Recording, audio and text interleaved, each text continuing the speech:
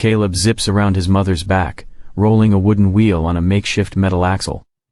In one move she steps off the sewing machine's pedal and reaches for the door. "Caleb, you take that thing outside right now." She cracks the door and the boy bursts out, full speed. He skips, left right left, left right left, emulating the sound of a horse in gallop. He storms down the road, slows when he hears a familiar voice. Father, and another man raising their voices. From around the corner his father marches out, almost crashing into Caleb. "What are you doing out here, my lad?" "Ma told me to take it outside." "No work again today?" His father sighs, smiles at him. No work today?" "And what about you? Did you do your reading?" "No, Pop. I wanted you to read to me." "How about this? Let's head home and you read to me. Pop can't read to you forever." The axe falls again, but the log does not split. Despite the biting cold, sweat drips from Caleb's brow. "Put your back into it, Mo Boishel." Caleb glances at his father, exasperated. He looks at his father's own back, bent and broken from years of grueling labor. He bites his tongue. Caleb takes one more swing and finally splits the log. He throws the pieces under his arm and takes his father's arm with the other. Leads him into the home. His mother lies in bed. He checks her forehead. The fever's finally breaking. She's sleeping peacefully, so he tucks her in and feeds some wood to the fire. Fills the hot water beside the bed, adjusts the copper rod he's set up to warm her blanket. "Caleb, can you grab something for me?" "Yes, Pop. Under the bed there. Leather." Caleb looks, finds it, drags out a light leather apron.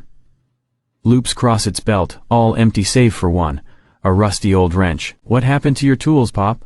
"I sold 'em years ago, my lad. Weren't doing me no good out here. Better to feed you than have them rotting under the bed." Caleb passes his fingers over the wrench. "You gonna sell this one too?" "Nah, you take it. We'll teach you how to do some things. Maybe by the time you're a man things'll change around here. Besides, ain't nobody gonna buy it anyway."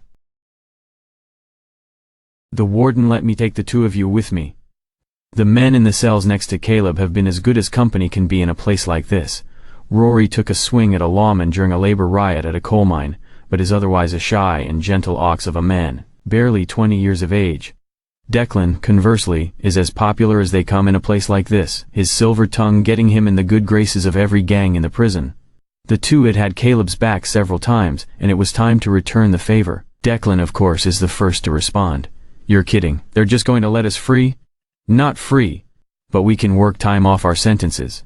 Just gotta bring in some bad guys." A guard cuffs them one by one and leads them out of their cells to the warden's office. They sit in the Spartan room and the warden briefs them. "A month off each of your sentences for each man you bring in. I want them alive.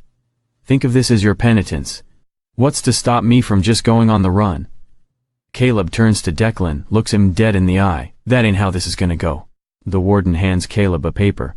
The three look at it intently. Rory slowly mouths the words on it. It's been slow going, but Caleb's reading lessons are starting to take. Colorado, ain't that pretty far? A few days ride, take some horses, a few dollars for necessities along the way. Head out today. If this works, we'll see about getting you more men. Caleb commits everything on the page to memory, places the sheet in his pocket. The three rise from their seats, eager to get to work.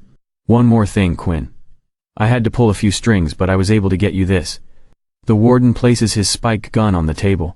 Declan looks at it, and is barely able to stifle a laugh. "Hell you call that, Chief? Death to Bayshore."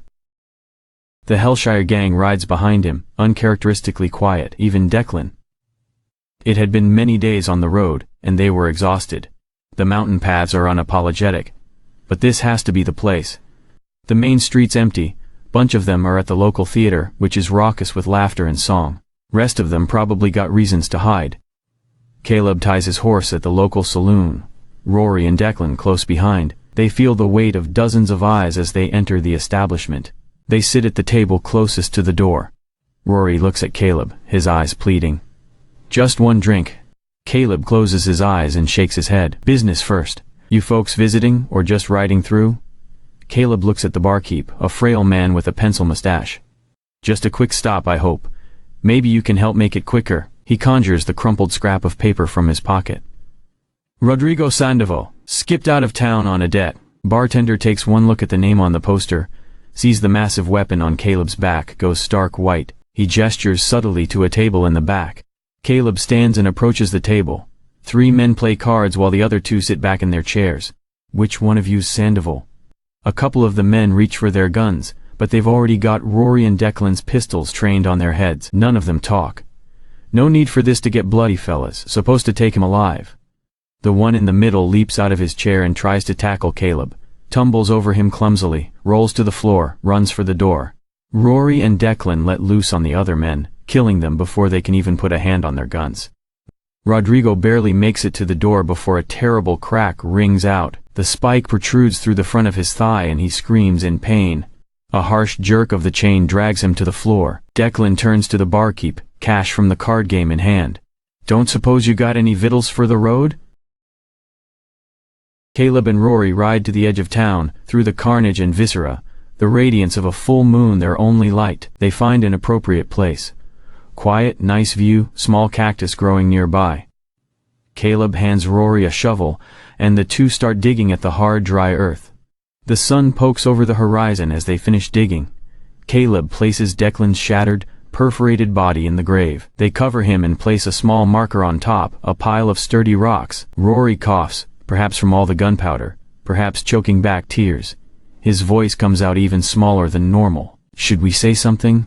Caleb looks down at the fresh grave. Never was good with words. That was Declan's thing. The 2 stand in silence for a moment. Caleb counts in his head how many men they've lost. 7. No, 8.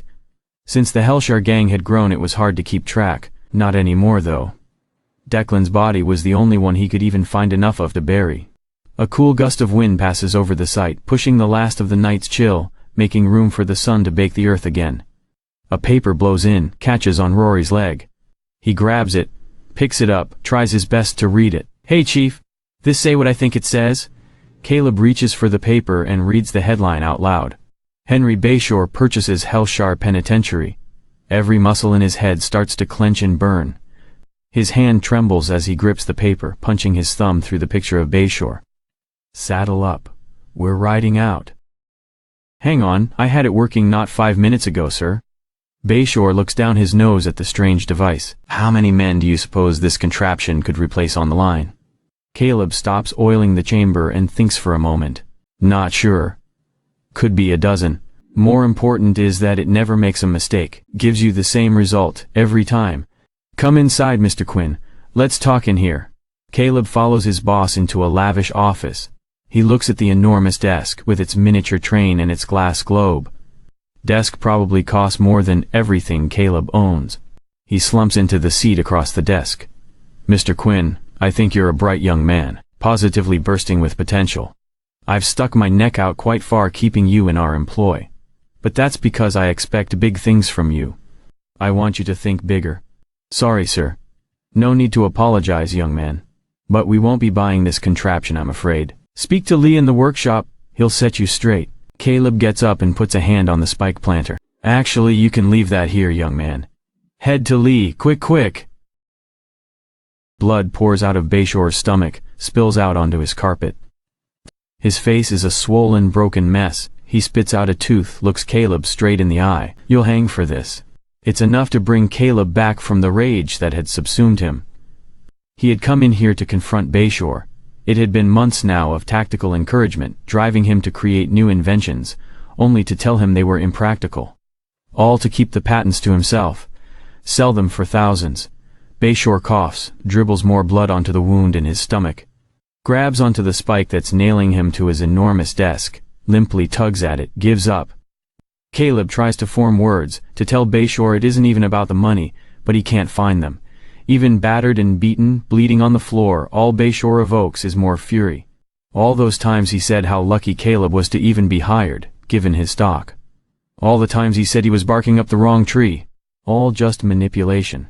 Security finally breaks in the heavy oak door and slams Caleb's face down on the desk, ties him up.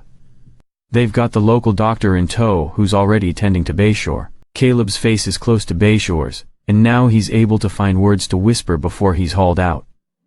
"If this kills you, it'll be worth the gallows."